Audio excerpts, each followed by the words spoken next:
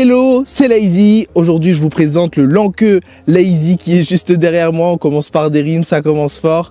Non, plus sérieusement, c'est le X3000 Max en double moteur, totalement suspendu et en plus, il est pliant.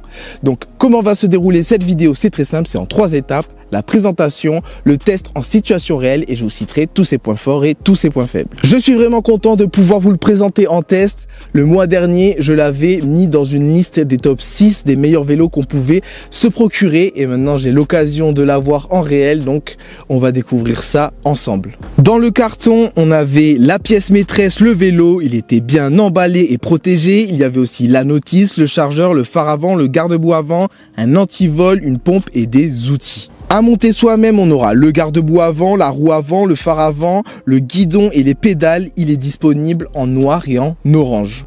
C'est un vélo imposant avec un cadre en aluminium pliant, il est polyvalent, il peut être utilisé sur la route, la terre, le sable et la neige grâce à ses pneus de 20 pouces par 4 de large de la marque Shaoyang, posés sur des jantes perforées à rayons et protégés par des garde-boue en plastique.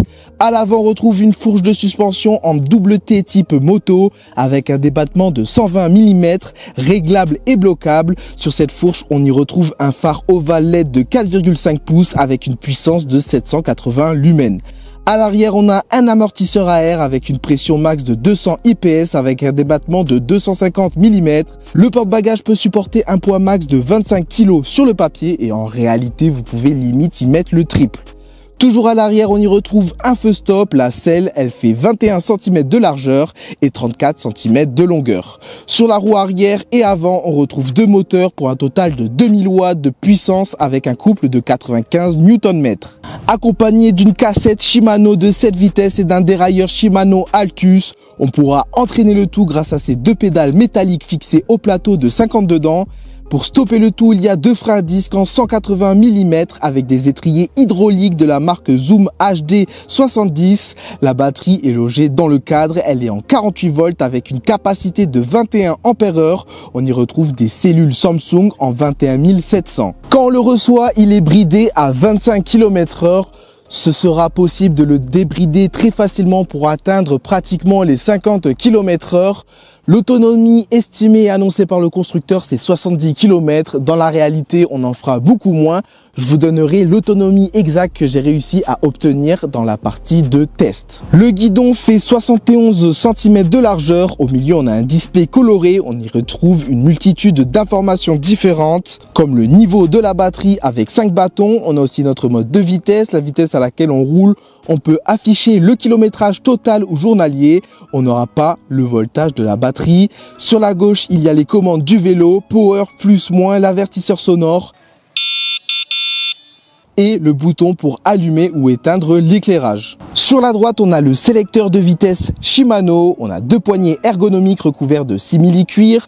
Sur la droite, on a une semi-poignée d'accélération. Elle n'est pas bridée à 6 km/h, mais vous pouvez vous-même la désactiver dans les paramètres. Le vélo pèse 37 kg, il peut supporter un poids de 180 kg. Il est utilisable sous la pluie, il est IP54. Il est aussi homologué et certifié CE. Le vélo est pliable au niveau du cadre. Il est destiné aux personnes qui mesurent entre 1,68 m et 1,90 m. Le guidon n'est pas réglable en hauteur. La selle au plus bas est à 84 cm du sol. Au plus haut, elle est à 102 cm du sol.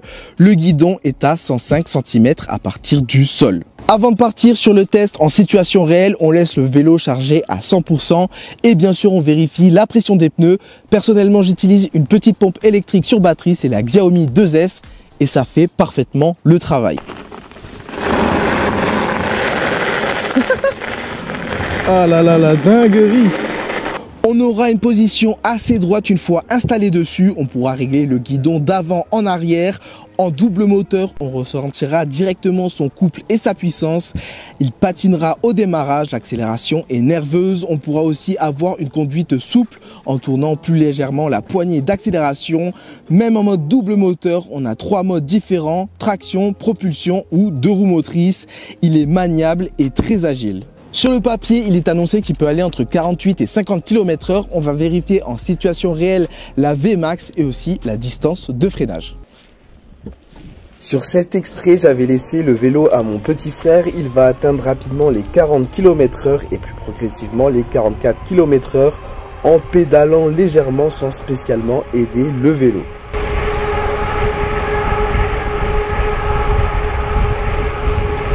Allez, on va voir le test de freinage à 25 km/h à partir du poteau. C'est parti. Je me suis arrêté en exactement 3 mètres. C'est assez pas mal pour 25 km/h, sachant que le sol est humide. Allez, on va se caler à 40 km/h. On va effectuer exactement le même test. Donc dès que j'arrive au poteau, je me mets à freiner. Alors c'est parti. Quand on est projeté aux alentours des 40 km/h, ça change la donne. Là, j'ai mis 7 mètres pour m'arrêter totalement, ce qui reste assez correct. On a 5 modes d'assistance différentes, 25, 28, 34, 40 et 45 km/h en mode débridé. En mode bridé, on aura 20 km/h en vitesse 1 et à partir de la vitesse 2, on sera déjà à 25 km/h. La vitesse 3, 4 et 5 servira seulement dans les montées. Grâce à son plateau avant de 52 dents, on pourra aider le vélo à avancer en pédalant. La cadence sera raisonnable jusqu'à 35 km/h. Au-delà, la cadence deviendra élevée et on pourra aussi pédaler dans le vide très doucement et le vélo continuera à avancer. On va voir en combien de secondes se déclenche l'assistance électrique au pédalage si j'utilise pas la gâchette d'accélération juste ici.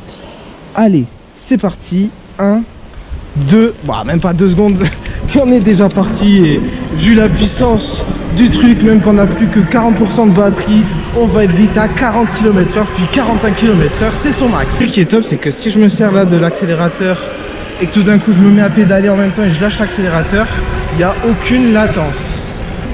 Et quand on est au pédalage, c'est exactement la même mayonnaise. Là je pédale, je me mets à accélérer, je lâche les pédales et il n'y a aucune latence entre les deux. Et ça c'est juste top. De tous les vélos que j'ai testés, il y a seulement le Sea Rusher Comoda qui avait cette option et maintenant celui-ci. Tous les autres que j'ai testés avaient toujours une latence entre les deux. Grâce à ces suspensions, on aura un confort incroyable, que ce soit sur les plus grosses aspérités ou les plus petites ou même en off-road. Jusqu'à présent, c'est celui qui a eu la meilleure stabilité. Même sur des graviers, je bombardais et le vélo était totalement stable. Sur tous les vélos que j'ai reçus, en termes de confort, c'est le numéro 1. Il est imbattable. En seconde position, je mettrai le Comoda. En termes de puissance pure et dure, le X3000 Max arrive en seconde position. À la première position, je mettrai quand même le Vacol C20 Max. La selle est malheureusement trop fine à mon goût. J'ai ressenti les premières douleurs après 20 km de parcours. Dans les grosses descentes, on sera aux alentours des 48 km/h. Il a grimpé ma cote de référence présente dans tous mes tests à 34 km/h. C'est l'une des cotes les plus inclinées de mon parcours. Il n'y a pas de contacteur à clé pour allumer le vélo, mais la batterie est amovible et bien sûr verrouillable avec une clé. Je n'ai pas ressenti de perte de puissance une fois qu'on arrive sur la fin de la batterie. Quand toutes les barres de batterie ont disparu, l'assistance électrique se coupera immédiatement. La batterie clignote, elle est totalement vide, j'ai plus d'assistance électrique. Et comme ça, vous pourrez constater que même sans assistance électrique, on arrive quand même à le faire avancer. Bon, c'est beaucoup plus lourd, hein, mais ça reste possible.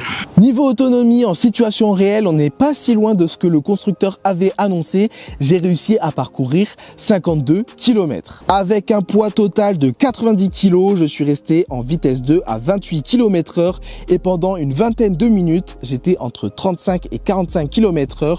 J'utilisais que la gâchette d'accélération.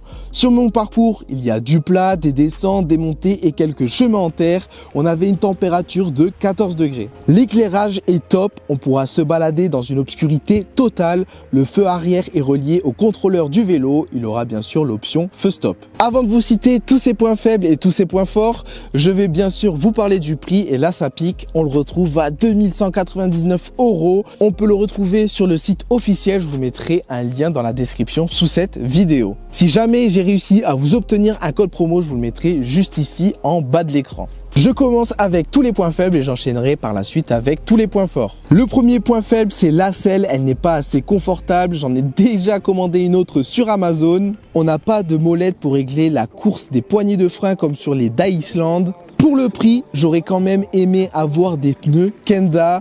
On ne peut pas voir le voltage de la batterie sur le display et la batterie peut bouger dans son compartiment. Personnellement, j'ai dû coller des petits bouts de chambre à air à plusieurs endroits pour qu'elle ne bouge plus, sinon on avait des petits bruits de claquement. En termes de points forts, on est servi, on a un confort incroyable grâce à ses suspensions. Il grimpera les côtes sans difficulté grâce à ses deux moteurs, il pourra aller vraiment partout. Je me suis amusé à monter sur des chemins où il y avait des énormes cailloux et il arrivait à les grimper sans souci. Oh, le vélo il grimpe partout. On y retrouve une stabilité inégalée sur tous les engins que j'ai reçus en test jusqu'à présent. Le display est bien visible même en plein soleil. Le phare avant est vraiment performant. Le vélo est robuste. Le porte-bagages arrière est bien épais. Je vous annonce la couleur, c'est mon nouveau vélo personnel. Je vais le garder et faire quelques customisations. Maintenant, moi, je vous laisse faire votre propre avis. Je pense avoir fait le tour. Si jamais j'ai pas répondu à certaines de vos questions, n'hésitez pas à me le faire dans l'espace commentaire. Si la vidéo vous a plu, le petit pouce bleu, ça me ferait extrêmement plaisir. Abonnez-vous aussi si c'est pas encore fait. Nous, on se retrouve pour d'autres vidéos. Et moi, je vous dis à plus les potes. Toujours les mêmes journées de galère, une boule au ventre qui te sidère. Et c'est le prix à payer pour voir rentrer le salaire. J'ai un billet bleu pour un pochon vert et pas si bien viscère. Tout ce que je demande c'est le sourire de ma mère, mon père, ma soeur et de mes frères. Ça fait déjà 18 ans de guerre, 18 ans de guerre face à la vie. Mes convictions, mon arme de poing, mes rêves, mon arme secrète. Et depuis le début je vais en retraite car faut éviter les pièges à l'eau.